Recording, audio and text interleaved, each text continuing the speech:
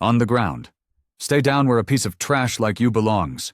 The officer spits, the word trash hissing through the curtain of rain.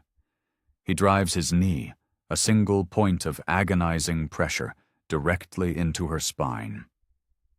The fog-slicked hood of the luxury sedan mirrors the distorted city lights as Officers Kincaid and Miller corner the woman. Her crime? Driving a nice car through the Crestwood estates while black. Kincaid, his face a mask of brutal satisfaction, grabs a handful of her hair and slams her face first against the cold metal of the vehicle. The sound is a dull, wet thud. Her designer handbag, a purchase she'd made to celebrate a hard-won promotion, crashes to the pavement. Its contents, lipstick, keys, a leather-bound planner, scatter and float in the filthy, swirling puddles. Cruising through Crestwood at this hour? Kincaid snarls, his breath hot and foul near her ear. Big mistake. He punctuates the sentence by bringing his heavy-duty baton down across her shoulders. Not a full-force swing, but a sharp, punishing strike.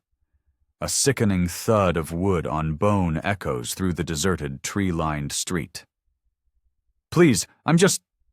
Her words are choked off as Miller, the silent partner, forces her to her knees in the grimy, freezing water pooling by the curb. Shut your mouth, he commands, his voice a low growl. Hands where we can see them. He shoves her head down, forcing her to stare at her own reflection in the oily puddle. The woman's breath catches in a ragged sob she refuses to let escape. Have you ever witnessed an abuse of power so blatant you just knew, it would come back to haunt them? Stick with us, because this is one of those stories. The smug smiles on these officers' faces are about to be wiped clean off when they learn whose bones they just bruised. And hey, while you're here, hit that subscribe button for Beat Stories, because we're about to peel back the layers on this one. Her tailored wool suit, worth more than their combined monthly salaries, soaks through in an instant, the icy water a shocking violation against her skin. As she braces herself on the wet asphalt, a glint of gold catches the streetlight. It's her police academy ring, a symbol of honor and integrity, now submerged in filth. Unseen by the two men, her government-issued phone slides from her jacket pocket. Its screen illuminates the dark pavement with an incoming call. Commissioner Thorne. Neither officer notices. They're too busy laughing, sharing a joke at her expense, two predators enjoying their power under the cloak of night and authority. They have no idea they just arrested their new boss. Captain Isabella Reyes, known to her few trusted colleagues simply as Izzy, arrives in the city of Crestview to take command of the deeply troubled 17th Precinct, a place the rest of the department cynically calls the Garrison. Her reputation is a quiet storm that precedes her. After a decorated career spent systematically dismantling corrupt departments from the inside out across the country, law enforcement circles know her by a single, formidable title: the Reformer. Standing in her sterile hotel room, she methodically unpacks her crisp uniforms, the scent of starch a familiar comfort. On her laptop, the faces of her new command stare back at her from personnel files. Commissioner Thorne's email is stark and to the point, glowing on the screen. The 17th has the highest number of excessive force complaints in the state for the third year running. We need your expertise, Izzy. Burn it down and build it back right. She closes the file with a heavy sigh, a familiar weight settling in her chest. She's seen this rot before, a cancer that metastasizes when good officers stay silent and bad ones are protected by the system. It was for this very reason she decided to spend her first week undercover. A ghost in her own new city. Knowledge is power, and Izzy needed to see the unvarnished truth of her officers' behavior, not the polished performance they would inevitably give once they knew the new captain was watching. She slips out of her travel clothes and into a carefully chosen civilian disguise. Dark, well-fitting jeans, a simple silk blouse, and a tailored blazer. Professional, elegant, but ultimately unremarkable. Her plan was simple, methodical. She would drive through the various neighborhoods of Crestview at night, a silent observer. She would take notes on patrol patterns, document response times, and witness firsthand how her officers interacted with the public. She was especially interested in the stark contrast she knew she'd find between how citizens were treated in affluent areas like Crestwood Estates versus the low-income districts like Riverside. Meanwhile, Officers Kincaid and Miller are on the prowl in their patrol car, cruising through the manicured, silent streets of Crestwood. This neighborhood operates on an unspoken, ugly policy. Any individual who doesn't fit the wealthy, predominantly white profile of its residents gets stopped, questioned, and, if deemed necessary, removed. Another quiet night in paradise, Kincaid says, a bored, arrogant drawl, as he drains the last of his lukewarm coffee. Then he spots it, a high-end black sedan, moving slowly down Maple Avenue, occasionally pulling over. "Check it out," he nudges his partner, a predatory gleam in his eyes. Someone's casing houses. Through their windshield, they watch Izzy's vehicle. A lone black woman driving a car that, in their minds, she has no right to be in. They watch as she occasionally pulls to the curb to make notes on her phone. "Definitely not from around here," Miller agrees, his hand already reaching for the switch to activate the dash cam. "Let's see what she's up to." Izzy clocks the patrol car in her rearview mirror almost immediately. She recognizes the subtle, predatory circling, the way they hang back, waiting for any minor infraction to justify a stop. She's seen this dance 1,000 times. Playing it by the book, she pulls into a clearly marked, legal parking spot to finish her observations for the night, knowing precisely what's coming next. The patrol car's blue and red lights flash on instantly, painting the foggy street in violent, strobing colors. Izzy remains perfectly composed, her hand hovering near her purse on the passenger seat. Inside, her credentials lay ready. If necessary, she'll identify herself. But a cold, calculating part of her wants to see this through. She needs to know what these officers do when there's no badge, no rank, to stop them. Kincaid exits the patrol car with a swagger, his hand already resting on the butt of his holstered firearm. Miller flanks the other side of Izzy's vehicle, his movements a mirror of his partner's aggression. Their entire posture broadcasts hostility, not protection. "Get out of the vehicle, now!" Kincaid shouts, his voice cracking the night's silence. He unholsters his taser without a shred of provocation, its red laser dot dancing across Izzy's chest. With deliberate, measured precision, Izzy raises her hands where the officers can clearly see them. She opens her car door slowly and steps out into the damp, cold air. The fog immediately clings to her clothes, but her expression remains a mask of controlled calm. "Good evening, officers. Is there a problem?" Her voice is steady, professional, betraying none of the cold fury building inside her. Kincaid circles her like a shark, his eyes raking over her expensive clothes. "What are you doing in this neighborhood?" he demands. "I'm new in town," she replies, maintaining direct eye contact, her posture deliberately non-threatening. "Just familiarizing myself with the different areas of the city." Miller lets out a derisive snort. "Yeah, right. People like you don't just familiarize themselves with Crestwood unless you're looking for something that doesn't belong to you." The coded, racist language isn't subtle. It's a blunt instrument. Izzy catches every ugly implication, every microaggression. She's investigated dozens of officers just like them, men who see their badge not as a shield to protect, but as a license to harass. "I assure you I'm not doing anything illegal," she says, her voice still even. "I was simply making notes about the community. I'm looking to relocate for work." "ID, now." Kincaid cuts her off, his hand still twitching near his weapon. Izzy gives a slight nod, reaching slowly, deliberately, toward her purse on the passenger seat. "My identification is in my—" Her words are stolen by a gasp as Miller grabs her arm, his grip brutally tight, and yanks her backward. "Hands where we can see them," he shouts, slamming her body against the side of her car. The impact is jarring, knocking her government phone and wallet from her jacket pocket. They clatter onto the wet pavement. "That's my identification right there," Izzy states calmly, nodding her head toward her fallen wallet. "If you'll just—" Kincaid's boot lashes out, kicking the wallet away. It skids across the asphalt and disappears under the car. "We'll get to that," he sneers. "First, you're going to tell us what you're really doing here."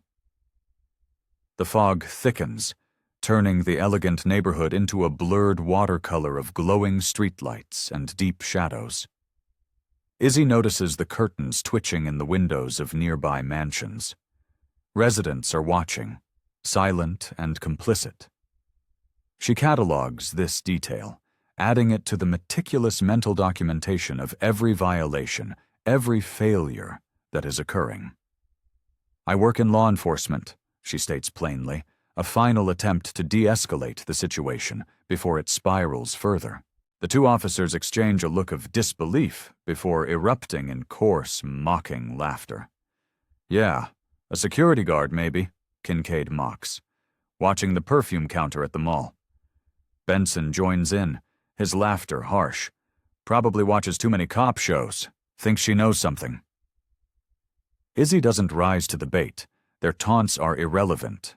Instead, she burns their faces into her memory. Badge numbers 714 and 822. Name tags Kincaid, Miller. Unit designation 17 David. She mentally lists their violations: failure to identify themselves, illegal stop without reasonable suspicion, unprovoked physical contact, intimidation. Her mind works like a camera, recording every detail with cold, clinical precision. "Hands behind your back," Miller orders, pulling out his handcuffs with an unnecessary, aggressive flourish.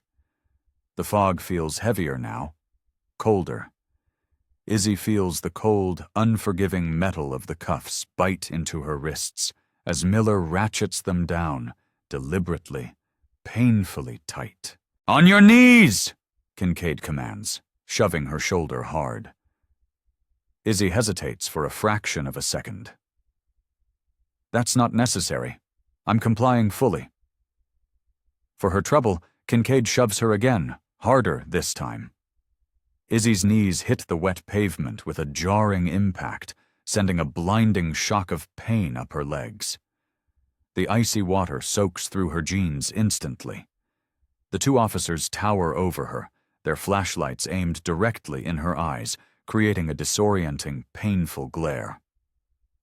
"Please retrieve my identification," Izzy requests, her voice still miraculously calm. "You'll see I'm not a threat." In response, Kincaid strikes her shoulder with his baton. It's not hard enough to break bone, but more than enough to hurt, more than enough to humiliate. "You don't make demands here," he spits. Izzy flinches from the raw pain, but keeps her composure. The damp fog on her face mixes with a single furious tear she refuses to acknowledge. She adds the assault to her mental record: unprovoked physical strike, excessive restraint, forced uncomfortable position. Miller finally radios dispatch with her license plate. "Run this plate for me. Vehicle possibly stolen." The radio crackles back to life after a moment. Plate comes back to an Isabella Reyes, registered 3 years ago in Virginia. No flags. Instead of acknowledging their monumental error, the officers exchange suspicious glances. "Probably using fake registration," Kincaid mutters, just loud enough for her to hear. "Or the car's stolen." Just then, a second patrol car slows as it passes. Sergeant Brody rolls down his window, his face impassive as he surveys the scene. A well-dressed black woman kneeling handcuffed in the fog, under the watch of two of his men. "Everything under control here?" he asks casually. Izzy looks up, a flicker of hope that a superior officer might intervene. "Sir, I've done nothing wrong. These officers—" "We're good," Kincaid interrupts smoothly. "Just dealing with a suspicious person. Possible vehicle theft." Brody nods, barely even glancing at Izzy. "Need any assistance with the suspect?" "Nah, we got this," Miller replies with a cocky smirk. Brody drives away without another word. Izzy watches him go, adding another name and another failure to her mental list. Supervisory neglect. Failure to intervene. The cold has seeped deep into her bones now. She shivers involuntarily as Miller circles her, the beam of his flashlight traveling over her body with an inappropriate, lingering slowness. "Cold, are we?" he taunts. "Should have thought about that before you came to the wrong neighborhood." As Izzy shifts her weight to relieve the searing pressure on her knees, her blazer sleeve rides up. A small, elegant gold ring on her right hand catches the flashlight beam.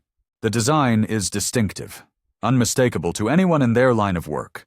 The National Police Academy graduation ring. Miller notices it. He pauses. "Where'd you get that ring? Pawn shop?" "I earned it," Izzy replies quietly. "Playing dress-up as a cop won't help you," he sneers, though a flicker of doubt crosses his face. "Probably just some fake costume jewelry." Izzy remains silent, conserving her energy. Through the fog, she can see a framed photo mounted on the patrol car's dashboard. It's the 17th Precinct's team photo. She recognizes several faces from the personnel files she had just been studying, including officers with multiple buried complaints. Her eyes narrow slightly. She memorizes each face. Tomorrow they would all be sitting across a desk from her. The 17th Precinct station buzzes with the flat, fluorescent hum of routine chaos. Izzy sits handcuffed to a cold metal bench in the processing area, her expensive suit now stained, damp, and ruined. Officers pass by, some throwing curious glances, others showing complete indifference. None offer assistance. 2 hours crawl by before anyone even bothers to start her paperwork. Izzy uses the time. She observes everything: shift change protocols, security vulnerabilities, the casual way officers interact with different detainees. She notes which officers laugh at cruel, inappropriate jokes, which ones pointedly look away from the mistreatment of others, and which few, a very small few, show visible signs of discomfort at their colleagues' behavior. "Name?" the processing officer finally asks, his eyes glued to his computer screen. "Isabella Reyes," she answers calmly. "Address?" "I'm relocating. Currently staying at the Crestview Grand Hotel." The officer looks up for the first time, his expression thick with skepticism. "That's a pretty expensive place for someone who was casing houses." "I wasn't casing houses," Izzy corrects him, her voice level. "And I'd like my phone call now." The officer laughs, a short, ugly sound. "You'll get it when we're ready. We're backed up tonight." Izzy catalogs another violation: unnecessary delay of due process rights. 3 more hours pass before they finally grant her call.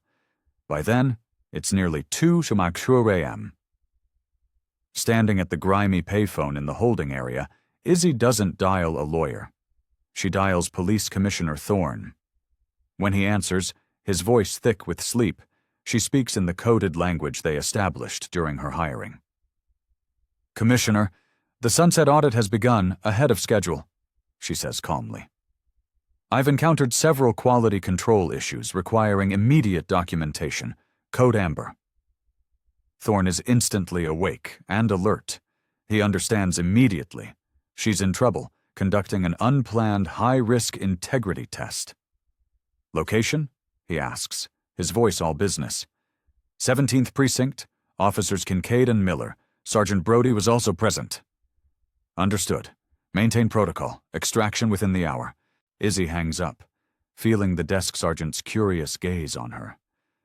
He's noticed something different about her. Her composure, her precise language, the way she carries herself with an unshakable authority despite her disheveled appearance. A flicker of uncertainty crosses his face. 30 minutes later, a call comes into the front desk. The sergeant answers it, his eyes widening slightly as he listens. He looks over at Izzy with a new, profound confusion. "You're being released," he says, his voice a bewildered mumble. "No charges." No apology, no explanation. Just a sudden, inexplicable reversal that raises no alarms for anyone except the increasingly uncomfortable desk sergeant. They return her belongings in a clear plastic bag. Her wallet, her phone. They keep her dignity. Izzy walks out into the pre-dawn darkness, calls a ride-share, and returns to her hotel.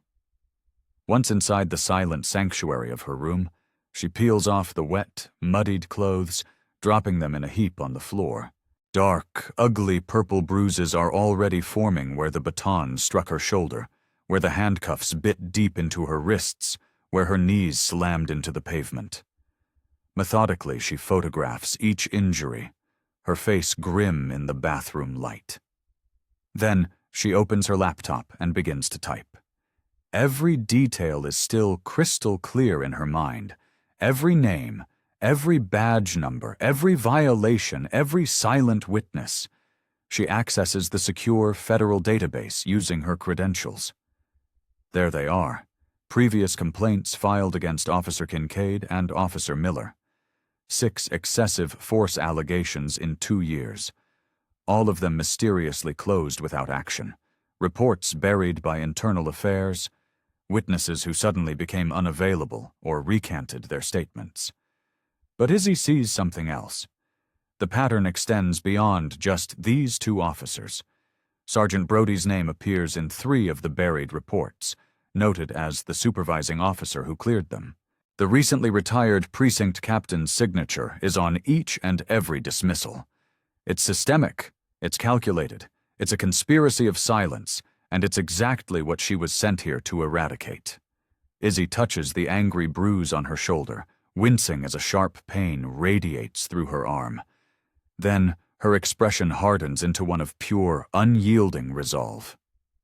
"I wasn't planning on starting this way," she whispers to the empty room, "but they've just given me exactly what I need." The officers who assaulted her, who called her trash and laughed at her humiliation, have no idea they just handed their new captain the perfect ironclad case for a complete departmental overhaul. The morning shift at the 17th Precinct is business as usual. Officers Kincaid and Miller stroll in, styrofoam cups of coffee in hand, laughing as they recount the highlights of last night's events to their colleagues. "So there she is," Kincaid snickers, mimicking Izzy's kneeling position for an appreciative audience. "Designer clothes soaked to the bone, trying to tell us she's some kind of cop." He pantomimes swinging his baton. "You should have seen her face when I gave her a little love tap." Several officers chuckle. Miller adds, "She was definitely casing houses. Probably has a whole crew waiting to hit Crestwood once she maps out the security systems for them." "Did she resist?" another officer asks, his eyes gleaming with vicarious interest. "Not exactly," Kincaid admits with a shrug. "But she had that attitude, you know, acting all superior like she had rights or something." More laughter ripples through the group. Only Officer Evans, a rookie still in his probationary period, remains silent at the edge of the circle. His discomfort is a palpable thing. But he says nothing, knowing his place. Across town, Izzy sits in Commissioner Thorne's stately office. The dark bruises on her wrists are starkly visible against her skin. She slides a tablet across his polished mahogany desk. It contains her complete, meticulously detailed report. "Jesus," Thorne mutters, his face paling as he scrolls through the high-resolution photos of her injuries. I knew the 17th had problems, but this is... Why you hired me, Izzy finishes for him, her voice flat. What happened to me isn't an isolated incident, Commissioner. It's their standard operating procedure. Thorne reviews her documentation. It is meticulous, comprehensive, and utterly damning. You weren't supposed to start until next week. We should file criminal charges immediately. Izzy shakes her head. Not yet. This gives us something far better. Undeniable, authentic evidence of their behavior when they think no one who matters is watching. I want to use this as the foundation for total structural reform, not just to punish two patrolmen. Thorne studies her, his expression a mixture of horror and newfound respect. What's your plan, Captain? I need 3 days, she says. Let me trace the complaint patterns, identify which officers are salvageable and which are cancerous. We'll need to replace at least half the command structure. The Commissioner nods slowly, his jaw set. You have my full and unconditional authority. Whatever resources you need, they're yours. What would you do in her shoes? Would you back down, or would you double down on your quest for justice? Let us know your strategy in the comments below. And if you're finding this story as gripping as we are, give this video a thumbs up to let us know. That afternoon, when Izzy returns to her hotel, she finds her door slightly ajar. A cold knot tightens in her stomach. She pauses, listening, then pushes it open carefully. Nothing appears to be stolen, but her belongings have been subtly disturbed. Her suitcase is not quite as she left it. The papers on her desk are slightly out of order. Someone has searched her room. She immediately checks the hotel's security system through a secure app on her tablet. No official entry has been recorded, but there's an 8-minute gap in the hallway camera footage, precisely during the time she was meeting with Commissioner Thorne. They would have gotten her location from the rental car information in last night's arrest report. The message is clear, and it's a classic intimidation tactic. We know who you are. We know where you are. We are watching you. Izzy makes a call on her secure line. I need a complete, deep-dive background check on Officers James Kincaid and Thomas Miller. Also Sergeant Michael Brody. Priority Level 1. She ends the call and stands at her window, looking out at the sprawling city she's been tasked with protecting, even from some of its own designated protectors. An anonymous text arrives on her phone. A single, chilling line. Back off, or next time you won't walk away. Izzy stares at the threatening text, screenshots it, and adds it to her ever-growing evidence file. Rather than intimidating her, the message only confirms the depth of the corruption she's facing. It galvanizes her. She accelerates her timetable. This afternoon, she pays a visit to the Internal Affairs Division of the 17th Precinct. She presents herself not as the incoming captain, but as a civilian consultant, there to review their complaint procedures. The IA lieutenant, a man named Barnes, welcomes her with a practiced plastic politeness. The Commissioner asked me to evaluate your processes, Izzy explains, offering expertly falsified credentials that identify her as a civilian oversight specialist. I'd like to see how citizen complaints are handled, from intake to resolution. Of course, Barnes agrees, a little too quickly. We take community concerns very seriously here. Izzy watches his eyes, looking for the tell. I'm particularly interested in excessive force complaints filed over the past 18 months. Something flickers in Barnes's expression. Weariness, maybe even a hint of guilt. Those files would require special clearance. Which I have, Izzy counters smoothly, sliding over the Commissioner's signed authorization. Reluctantly, Barnes provides her access to the digital records. As Izzy delves into the files, a disturbing systemic pattern emerges. Complaints don't just disappear. They are systematically dismantled. Witness statements are subtly altered. Body camera footage is conveniently corrupted or lost. Medical reports are minimized or rephrased, and it's not just Kincaid and Miller. A core group of 10 officers appears repeatedly in these buried complaints. All of them remain on active duty. All of them have received commendations for proactive policing. Meanwhile, across town, Officers Kincaid and Miller are growing increasingly paranoid about the woman they detained. Their usual cocksure confidence has curdled into nervous energy. She said she worked in law enforcement, Kincaid reminds his partner as they patrol. What if she was telling the truth? So what? Miller scoffs, but a tremor of uncertainty edges his voice. Nobody's going to believe some random woman over 2 decorated cops. Kincaid isn't convinced. We should run her name through the system, see what comes up.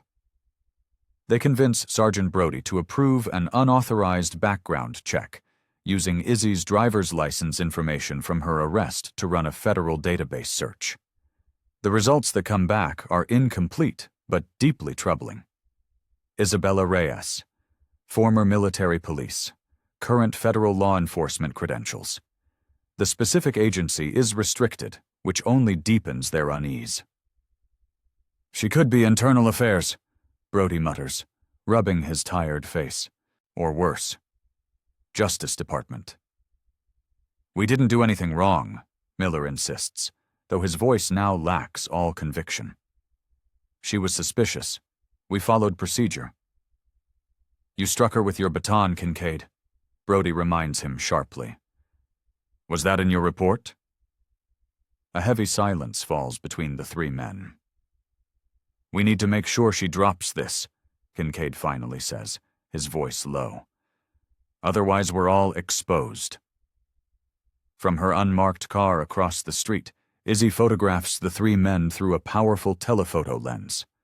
She's been tracking their patrol patterns, noting which officers consistently deviate from their assigned routes, which ones target specific demographics. She also notices that Officer Evans, the rookie, consistently breaks from the aggressive patterns of his colleagues. While other officers cluster around minority neighborhoods, Evans diligently maintains his assigned route, treating all civilians with the same respectful demeanor, regardless of their appearance. Izzy makes a note in her file. Potential ally, Officer David Evans.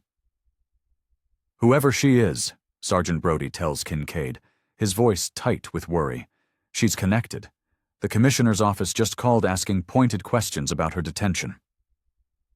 The next morning, Izzy returns to Crestwood Estates. This time she makes no attempt to conceal her presence. She parks her car legally, steps out holding a professional camera, and begins openly documenting police interactions. She photographs a patrol car stopping a young musician named Leo on his bicycle, noting the officer's aggressive stance, the unnecessary pat-down, and the teenager's resigned expression. He's clearly been through this before. 20 minutes later, Kincaid and Miller spot her. Their patrol car screeches to a halt beside her. Kincaid gets out first, his hand already resting on his weapon. You again, he growls. What the hell do you think you're doing? Izzy continues taking photos, her camera now aimed directly at them, capturing their aggressive approach. Documenting public servants performing their duties in a public space, she replies coolly. A perfectly legal activity. Miller steps forward, deliberately invading her personal space. You're interfering with police business. That's obstruction of justice. I'm standing on a public sidewalk, observing from a legal distance, Izzy counters calmly. There's relevant case law that firmly establishes my right to do so. Would you like the citations? Her calm, confident knowledge of the law clearly unnerves them. Kincaid's face flushes with anger.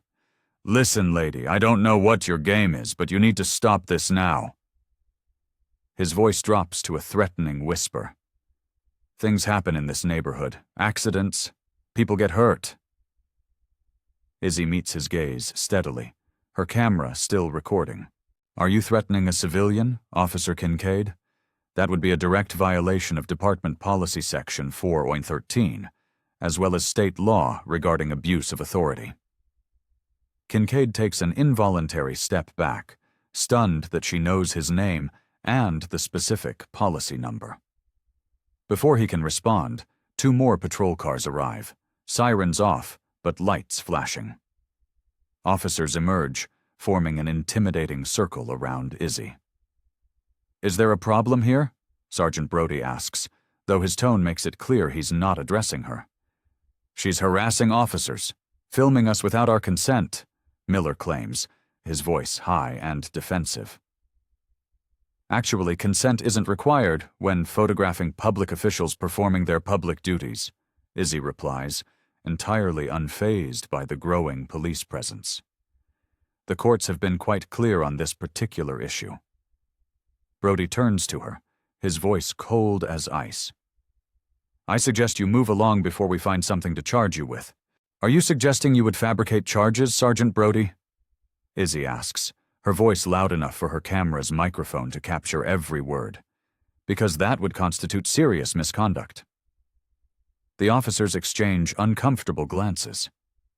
This isn't going according to their usual intimidation script. Officer Evans arrives in another patrol car, taking in the tense scene with visible concern. He approaches the group, deliberately positioning himself slightly apart from his colleagues. "Ma'am, is everything okay here?" he asks Izzy directly, breaking protocol by not deferring to the senior officers first. "Shut up, Evans," Kincaid snaps. "She's being detained for questioning." "On what grounds?"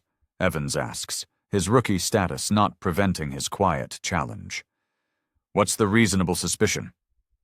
Kincaid turns on him, his face contorted with rage. "Are you questioning me now? Know your place, probationer." The tension escalates to a breaking point until Izzy decides she has captured more than enough evidence. She lowers her camera but keeps it recording audio. "I believe I've observed enough for today," she says calmly. She looks at each officer deliberately, using their names. "Officer Kincaid, Officer Miller, Sergeant Brody, I'll be seeing you all very soon." With that, she turns and walks away, leaving the entire group of officers unsettled and unnerved by her unshakable confidence.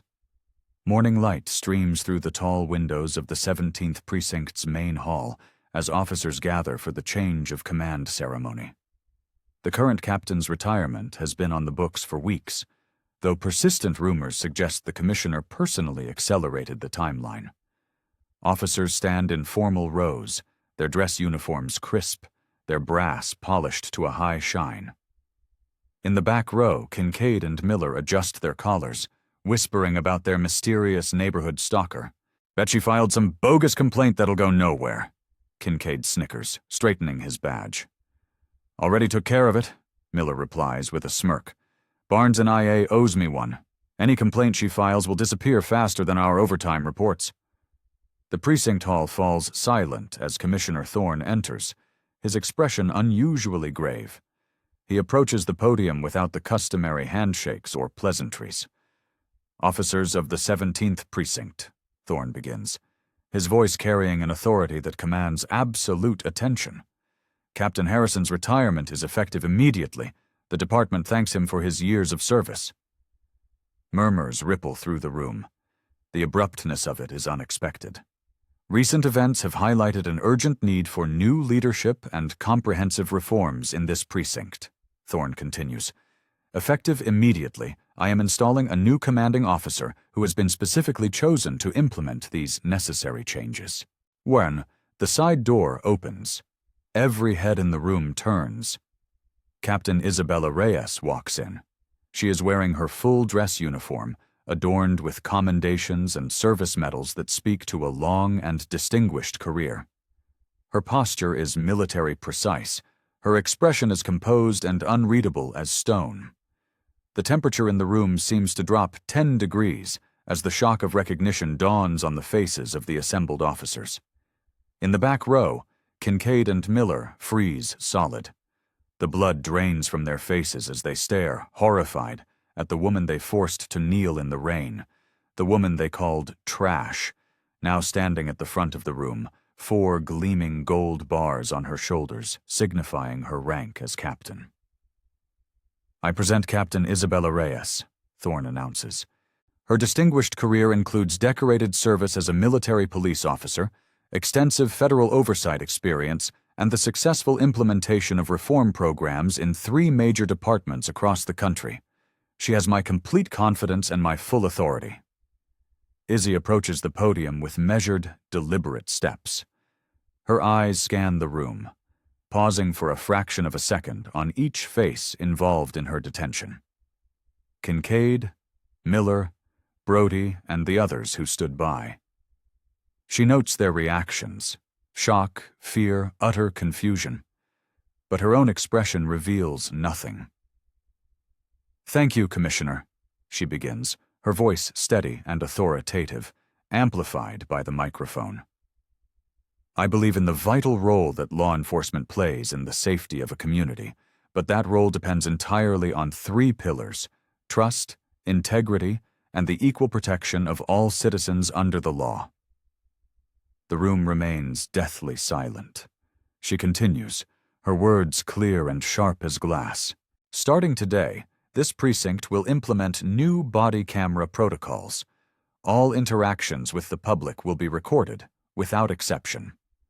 All officers will undergo mandatory and continuous bias training, de-escalation certification, and regular performance reviews focused on constitutional policing." She turns a page in her notes with deliberate slowness.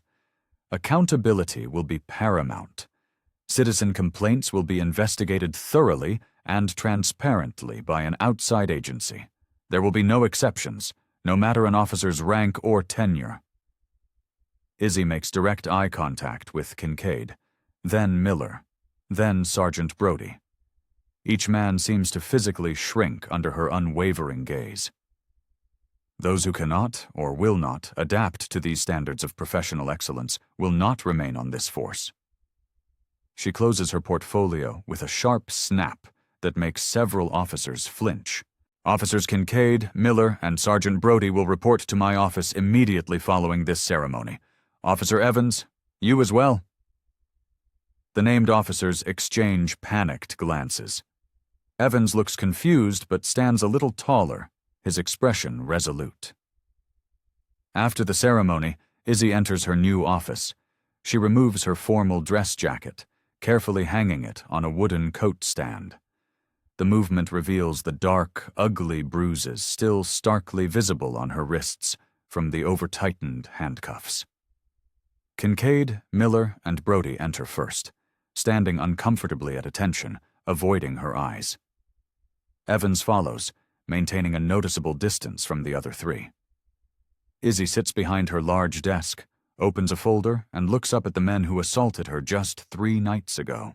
3 nights ago, she begins, her voice conversational, as if she were discussing the weather. "I was illegally detained, physically assaulted, and systematically humiliated by officers of this precinct while conducting a preliminary observation assessment of this district." She turns the folder around, revealing a series of high-resolution photographs, close-ups of her bruised wrists, the angry baton mark on her shoulder, her mud-stained, ruined suit. "Following this incident, my hotel room was illegally searched.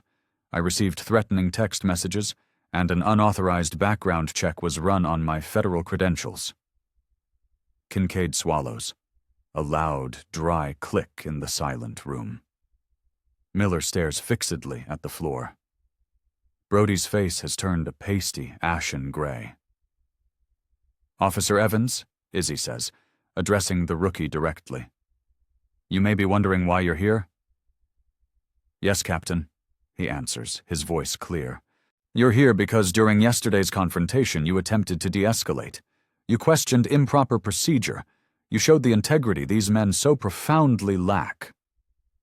She gestures dismissively toward the others. "You're being reassigned to head up our new community relations unit, effective immediately. You're dismissed." Evans blinks in surprise.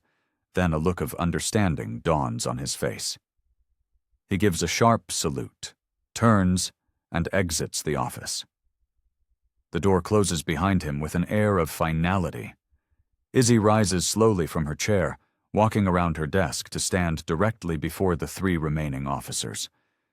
Despite being shorter than all of them, she somehow towers over them, her presence filling the entire room.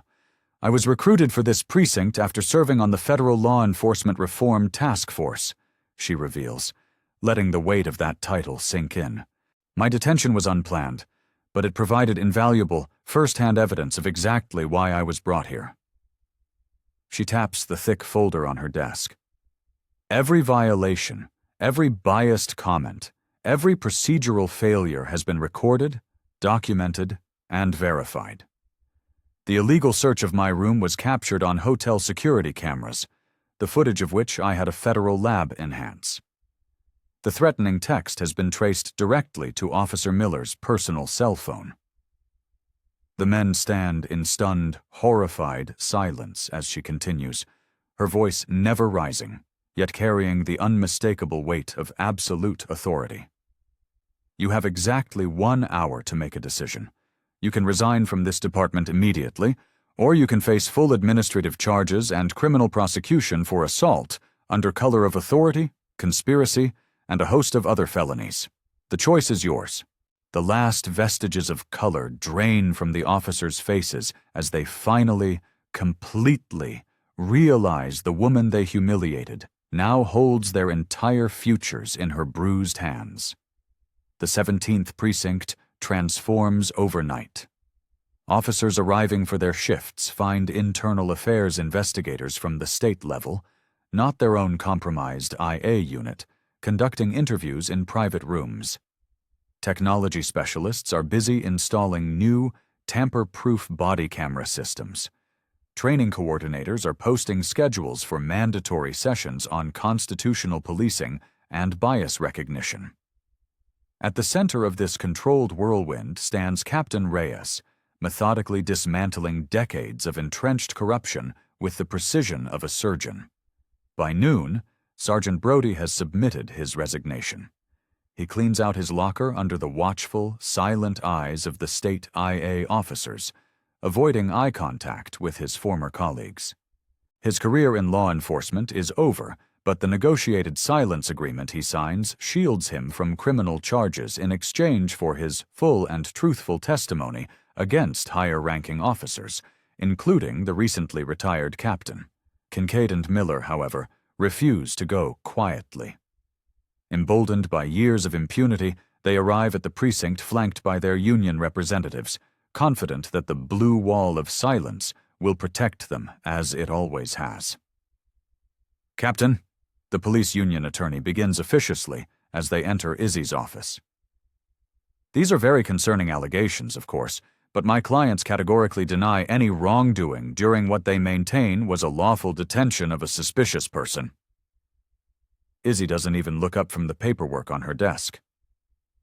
Your clients have been suspended without pay, pending investigation. Their badges and service weapons are to be surrendered immediately. On what grounds? The attorney demands, his voice rising. This appears to be a personal vendetta, a clear conflict of interest. Now Izzy raises her eyes, and her gaze is as hard and cold as steel. On the grounds of excessive force, false imprisonment, filing a false police report, conducting an illegal search, making terroristic threats, and multiple civil rights violations under federal statute. She slides a single flash drive across the polished surface of her desk. The evidence against them is extensive and irrefutable. The attorney picks up the drive cautiously. We'll need time to review this. You have until the disciplinary hearing on Friday. 3 days, Izzy says. Then she turns her attention to Kincaid and Miller directly. Unless, of course, you'd like to reconsider the resignation offer. This is bullshit, Kincaid spits, his face red with impotent rage. It's our word against yours. Izzy allows herself the slightest, coldest of smiles. Actually, it's your word against mine. The dash cam footage from your own vehicle, the audio recording from my camera, the testimony of 6 civilian witnesses who have since come forward, and your own text messages. But by all means, let's let the hearing committee decide. After they leave, Officer Evans knocks tentatively on her door. Captain, the community leaders are here for the meeting you scheduled. Izzy welcomes a diverse group representing the various neighborhood associations of her precinct. For the first time in the 17th Precinct's history, residents are being invited to express their concerns directly to the command staff. They speak of racial profiling, of selective enforcement, of harassment and disrespect. Izzy takes notes, asks clarifying questions, and, most importantly, she listens. This won't change overnight, she tells them honestly, but it will change. You have my word.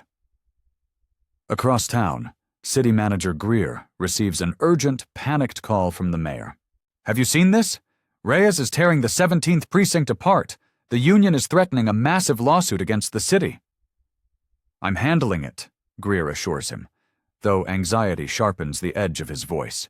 He immediately schedules a meeting with Captain Reyes. When they meet that afternoon in his office, Greer doesn't bother with pleasantries. Captain, while we appreciate your enthusiasm, this level of disruption is causing serious concerns at the highest levels.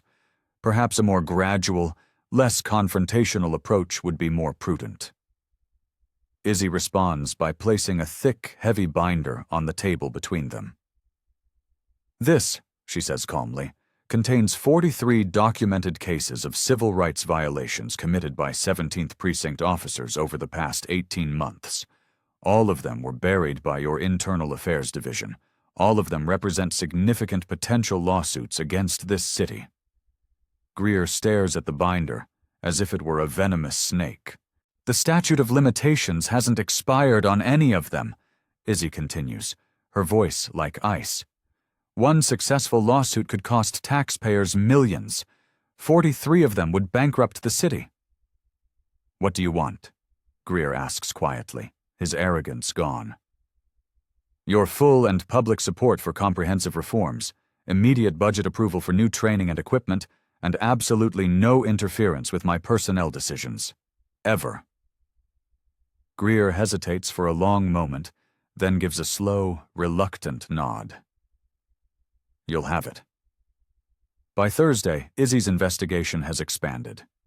Electronic records reveal a clear pattern of evidence tampering in cases involving excessive force.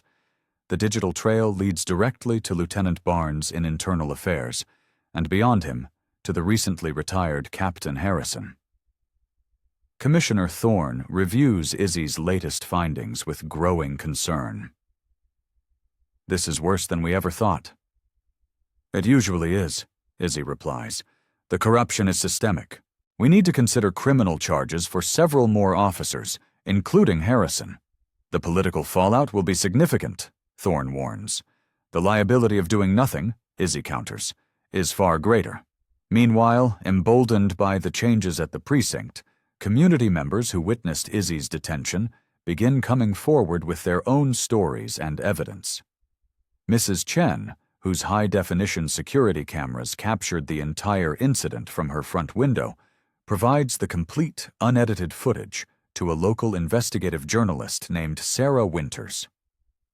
Winters begins connecting the dots between this one incident and the sudden, drastic departmental overhaul.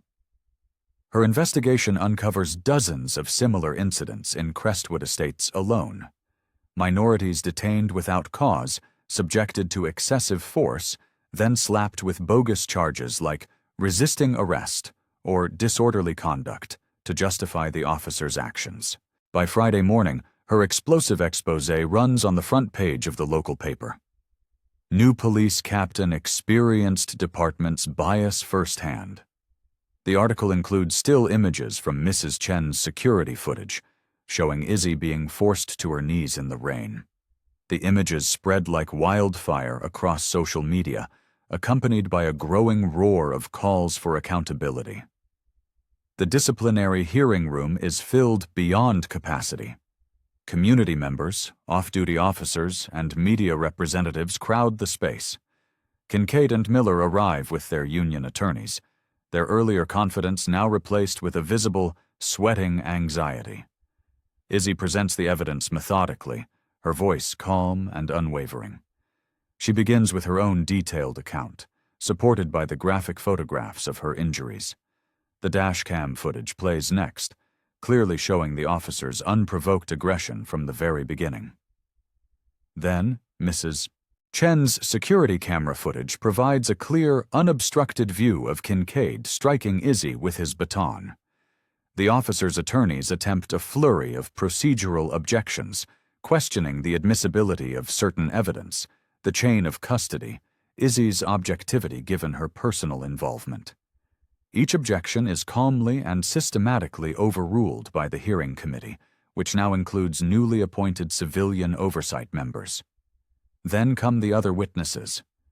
Previous victims of Kincaid and Miller's misconduct, people whose complaints had been buried for years, testify one after another. A college student detained and harassed while walking home from the library. A delivery driver stopped and searched 3 times in a single week. An elderly man manhandled on his own front yard while gardening. The pattern becomes impossible to ignore or explain away. The officers' body cameras had mysteriously malfunctioned during each of these incidents. Their written reports described aggressive, non-compliant behavior that was flatly contradicted by every witness statement. Internal Affairs had dismissed every single complaint without a single follow-up interview. As the mountain of evidence grows, Kincaid and Miller can only sit and watch their careers crumble in real time. Their attorneys pass them increasingly desperate notes, suggesting new strategies, different arguments, but nothing can counter the overwhelming, airtight case Izzy has assembled. The hearing committee votes unanimously for termination. Additionally, they recommend the district attorney file criminal charges for civil rights violations, falsifying police reports, and witness intimidation. As they leave the hearing room in disgrace, their careers in ruins, Kincaid passes close to Izzy. "This isn't over," he mutters under his breath, his eyes filled with hate. "You've made enemies you don't even know about yet." Izzy meets his gaze evenly, without flinching. "That's exactly the mindset that brought us here today, Mr. Kincaid. The difference is, you're no longer in a position to act on it." She watches them walk away, their badges and service weapons already surrendered, their authority stripped away. Not as an act of vengeance, but as an act of absolute necessity. The system cannot function when those entrusted with its power abuse it so blatantly. Back in her office, Commissioner Thorne and the mayor are waiting. "The union is still threatening a massive lawsuit," the mayor says without preamble. "Let them," Izzy responds calmly.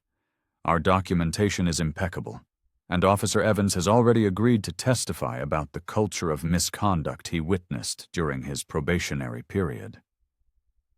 The mayor studies her with a newfound respect. "You've certainly made an impression, Captain, though not everyone is happy about these changes." "Reform isn't designed to make people happy, Mr. Mayor," Izzy replies, turning to look out her window at the city below. "It's designed to make systems just." Outside, she tells the assembled reporters, "This isn't the end. This is just the beginning of real accountability." 6 months pass. The 17th precinct is a different world. The physical space itself reflects the change. Walls that once displayed only officer commendations now showcase community partnership awards and letters of appreciation from citizens. At the morning briefing, Izzy addresses her officers, many of them new faces recruited specifically for their commitment to ethical policing. "Our quarterly results show significant progress," she tells them, projecting statistics onto a large screen. Excessive force complaints are down 83%, arrest rates are down 12%, while successful prosecutions are up 20%. The officers nod with professional satisfaction. These numbers represent more than just statistics. They reflect a fundamental shift in philosophy from quantity of arrests to quality, from confrontation to de-escalation, from fear to trust. Most significantly, Izzy continues, response times have improved in all neighborhoods equally, no more prioritizing Crestwood Estates over Riverside. Sergeant Evans, recently promoted, now leads the Community Engagement Unit, which has become the precinct's pride and joy. His team develops innovative programs, citizen police academies taught in multiple languages, youth mentorship initiatives, and regular town hall forums where officers are required to listen more than they speak. The Coffee with a Cop program has been particularly successful, Evans reports. We've had over 300 residents participate in the past month alone. In her office, Izzy reviews applications for a new recruitment program she established, offering scholarships to local residents interested in law enforcement careers, with a special emphasis on candidates from underrepresented communities. These 5 candidates all meet our new criteria, her assistant notes. 2 are bilingual, and 1 has a background in social work. Schedule interviews for all of them, Izzy approves, and follow up with last month's recruits. Make sure they're receiving the proper support at the academy. The ripple effects of the changes at the 17th spread throughout the city. Other precinct captains, initially skeptical and resistant, now quietly consult with Izzy about implementing similar reforms. Police academies request her training materials. National law enforcement journals publish case studies on the Crestview transformation. The City Council, whose members initially resisted her methods, now cite the 17th's improved metrics with pride. The Budget Committee unanimously approves funding to expand the new body camera program to all precincts citywide. At a council meeting, Izzy concludes her 6-month assessment with the most telling statistic of all. Civilian cooperation with investigations has increased by 47%. When communities trust their police, they become partners in public safety. 1 year has passed since Izzy first walked through the doors of the 17th precinct. She strolls along the tree-lined streets of Crestwood Estates, the very same neighborhood where 2 officers once forced her to her knees in the rain. Now, residents wave as she passes. Some stop to chat, sharing community updates or expressing their gratitude for specific improvements. "Captain Reyes," Mrs. Chen calls out from her garden. "The new youth center opens next week. Will you speak at the ceremony?" "I wouldn't miss it for the world," Izzy promises with a genuine smile. She continues her walk, passing a small shopping mall where a familiar, resentful face catches her attention. Former Officer Miller, now wearing the ill-fitting uniform of a mall security guard, notices her at the same moment. His expression hardens with bitterness, but he quickly averts his gaze, unwilling and unable to meet her eyes. Izzy doesn't linger or gloat. His current position isn't a personal victory for her. It is simply the natural consequence of his choices. She'd heard that Kincaid faced harsher consequences, now serving probation for federal civil rights violations after the criminal investigation concluded. The system, she reflects, does not forgive those who so profoundly betray their oath. Later that afternoon, Izzy meets with the newest academy graduates assigned to her precinct. These young officers have never known the 17th's old, toxic culture. They have been trained from day one under the reformed standards of accountability and respect. "Your badge carries both authority and immense responsibility," she tells them, her voice carrying the quiet weight of personal experience. How you use that authority defines not just your career, but the safety and trust of the communities you are sworn to serve. She doesn't share the story of her own detention. That narrative has served its purpose and now belongs to history. Instead, she focuses on their future. The hardest moments of your career will test your commitment to justice over convenience, to protection over power. Those moments will define who you are as officers and as people. That evening, In her quiet office, Izzy reviews the latest performance reports. The crime statistics tell only part of the story. It's the qualitative metrics, increased witness cooperation, high levels of community engagement, improved officer retention, that paint the most complete picture of a department that has transformed its very soul. Her walls display photographs from community events, positive news coverage, and a framed, handwritten note from a teenage girl that reads, "Thank you for making me feel safe in my neighborhood for the first time." Izzy touches the frame, gently. This is why the battles mattered. Not for policy manuals or statistical improvements, but for the lived reality of people who deserve both safety and dignity. As the setting sun casts long shadows across her office, she reflects on the long journey from humiliation in the rain to systemic transformation. The work is never truly finished, but the foundation has been laid for something better, something that honors the true meaning of the words to protect and serve. Captain Reyes didn't just clean up a precinct, she rebuilt its very foundation on trust and integrity. If her journey from victim to visionary inspires you, make sure you're subscribed to Beat Stories and ring that notification bell. We believe that stories like these aren't just entertainment. They're proof that one person's courage can indeed change the system. Share this video with someone who needs to see that change is possible. Until next time, stay vigilant and keep demanding the truth.